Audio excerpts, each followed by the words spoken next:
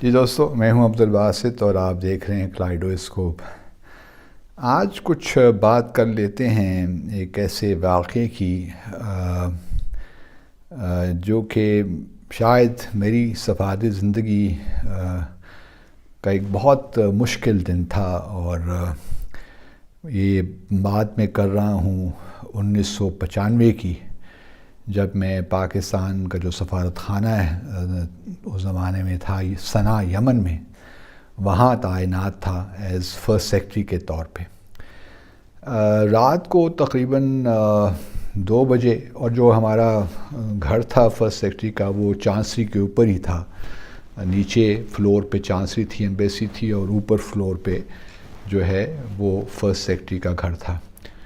اور تقریباً 2 بجے کے قریب جو ہمارا سفارت خانے کا سیکیورٹی گارڈ تھا، اس نے نیچے سے بیل کی اور اٹھایا مجھے کہ جو آپ کا پاکستانی سیکیورٹی گارڈ ہے اس کو ہارٹ اٹیک ہوا ہے، اور جو ہے اس کو ہاسپٹل لے کے جانا ہے۔ بہرحال میں نے فوراً جو ہے ایمبولنس کو جو ہے فون کیا ہاسپٹل میں، اور پھر جو ہمارے سفیر تھے اس زمانے میں امبیسڈر فیض رسول عارف، ان کو بھی فون کیا۔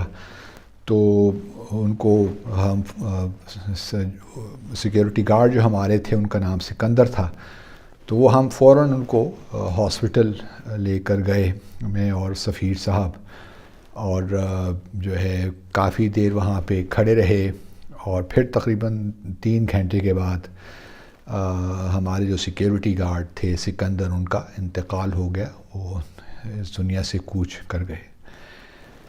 یہاں تک تو زندگی اور موت تو اللہ تعالیٰ کے ہاتھ میں ہے، یہ سب کچھ تو سبھی نے جانا ہے، لیکن اصل چیز جو میں آپ کو بتانا چاہتا ہوں وہ کیوں مشکل تھا میرے لیے دن، اس کی کیا وجوہات تھیں۔ معاملہ کچھ یہ تھا کہ ایک رات پہلے سکندر صاحب رات کے وقت تقریباً 8 یا 9 بجے میرے گھر آئے اوپر کہ سر میں پاکستان جا رہا ہوں، اور اگر مجھ سے کوئی غلطی ہو تو معاف کر دیجیے گا۔ اور بڑی انہوں نے شاپنگ بھی کی اپنے گھر والوں کے لیے، اپنی بیگم صاحبہ کے لیے، بچوں کے لیے۔ اور میں نے کہا نہیں سکندر صاحب، انشاءاللہ آپ واپس آئیں گے تو پھر آپ سے ملاقات ہوگی، انجوائے کیجئے، مہینہ گزاریے اپنی فیملی کے ساتھ آپ۔ تو وہ بلکہ جو تحائف انہوں نے لیے تھے اپنے گھر والوں کو وہ بھی ساتھ لائے، اور انہوں نے ہماری بیگم صاحبہ کو بھی دکھائے۔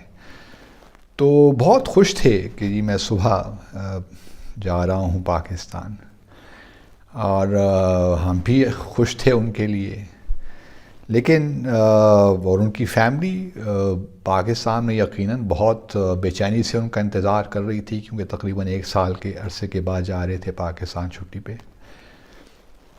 اور یہ پھر جب یہ مجھ سے وہ 8 بجے ملنے آئے، اور 2 بجے ہم ان کو ہاسپٹل لے کر جا رہے ہیں، اور پھر 2-3 گھنٹے کے بعد ان کا انتقال ہو جاتا ہے، تو پہلے تو یہ بہت دھچکا لگا کہ دیکھیے انسان کی زندگی جو ہے وہ کتنی بے یقینی ہے، ہم کتنی بڑی بڑی باتیں کرتے ہیں اور تھکتے نہیں، بہت سی چیزوں کو اپنی انا کی بھین چڑھا دیتے ہیں، اگلے لمحے کا معلوم نہیں ہے کہ کیا ہونے والا ہے۔ اور پھر جب ہم ان کے کمرے میں گئے تو ہم نے دیکھا کہ he was looking for medicine, شاید جو ہوتی ہیں کہ فوراً کھانی پڑ جاتی ہے، وہ ان کو مل نہیں رہی تھی، تو سارے سامان ان کے کمرے میں بکھرا ہوا تھا، تو لگتا یہ تھا کہ بہت تکلیف میں تھے سکندر صاحب۔ لیکن بہرحال جو یمنی سیکیورٹی گارڈ تھے ہمارے، انہوں نے فوراً ہمیں اطلاع دی۔ اب اس سے بھی زیادہ مشکل مرحلہ یہ تھا دوستو کہ جانے والا تو چلا گیا، سکندر صاحب تو چلے گئے، لیکن اب اور ان کی فیملی جو ہے وہ سب انتظار کر رہی ہے کہ صبح کی فلائٹ سے وہ صنعاء سے پاکستان پہنچیں گے۔ اب ان کی فیملی کو کون بتائے، سب سے مشکل بات ایکچولی یہی تھی۔ میں نے سفیر صاحب سے کہا کہ سر اگر آپ مؤدبانہ طور پہ میں نے عرض کیا کہ کیا اچھا ہو کہ آپ یہ جو ہے بتا دیں، خبر دے دیں ان کی فیملی کو۔ انہوں نے کہا نہیں باسط، یہ آپ کیجئے اور ان کی بیگم صاحبہ کو یا جو بھی فیملی ہے ان کا بتائیے۔ سکندر صاحب کی ڈائری سے ہمیں نمبر مل گئے تھے ان کی فیملی کے۔ اب فیصلہ یہ ہوا کہ بھئی کیا کیا جائے، آیا ان کی بیگم صاحبہ کو بتایا جائے؟ بچے ان کے چھوٹے تھے ابھی، تو اس لیے بچوں سے تو بات نہیں ہو سکتی تھی۔ Young man, he was in his 40s، اور تو ہم نے کہا کہ بچوں سے تو بات نہیں ہو سکتی، اب کس کو بتایا جائے؟ پھر یہی ہوا کہ جی ان کا ایک بھائی تھے، شاید کینیڈا میں رہتے تھے، وہ بھی وہاں سفارت خانے میں کام کرتے تھے، تو ہم نے کہا ان سے بات کر لیتے ہیں۔ بہت کوشش کی لیکن ان سے بات نہیں ہو سکی۔ پھر اور کچھ ہمارے پاس تھا نہیں راستہ، تو مجھے پھر ان کی بیگم صاحبہ سے بات کرنی پڑی۔ آپ یقین کیجئے کہ وہ جو چند 5 یا 10 منٹ میں نے ان سے بات کی، وہ میری زندگی کے مشکل ترین لمحات تھے۔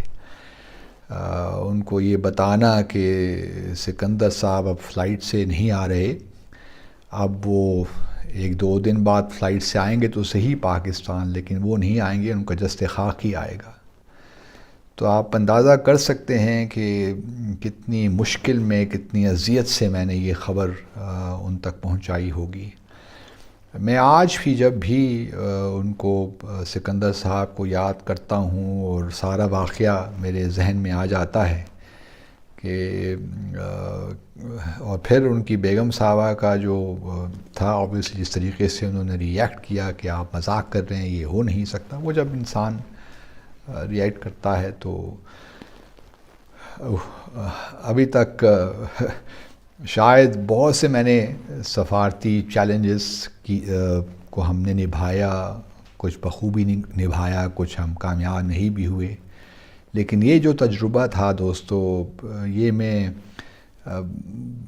بہت مشکل سے بیان بھی کرتا ہوں، اور آج تک مجھے یہ یاد رہتا ہے اور رہا ہے۔ اور میں یہی سوچتا ہوں کہ موت کا ایک دن تو معین ہے، وہ کسی وقت بھی آ سکتی ہے، بس اسی لیے تیار ہی رہنا چاہیے۔ اور بلکہ اس واقعے نے مجھے بہت سی تبدیلیاں بھی زندگی میں آئیں، اور لیکن یہ مجھے یاد رہتا ہے اور میں اس واقعے کو بھول نہیں سکتا۔ اور میری واقعی میں سچے دل سے یہ کہہ رہا ہوں کہ میری زندگی کا مشکل ترین وہ لمحات تھے جب مجھے یہ کنوے کرنا پڑ رہا تھا ان کی بیگم صاحبہ کو کہ سکندر صاحب آج روانہ نہیں ہو سکے پاکستان کے لیے، بلکہ دوسرے جہاں کے لیے کوچ کر گئے ہیں۔ اب ہم صرف ان کا جسد خاکی ہی بھجوا سکیں گے۔ اپنا خیال رکھیے، خوش رکھیے، اللہ حافظ۔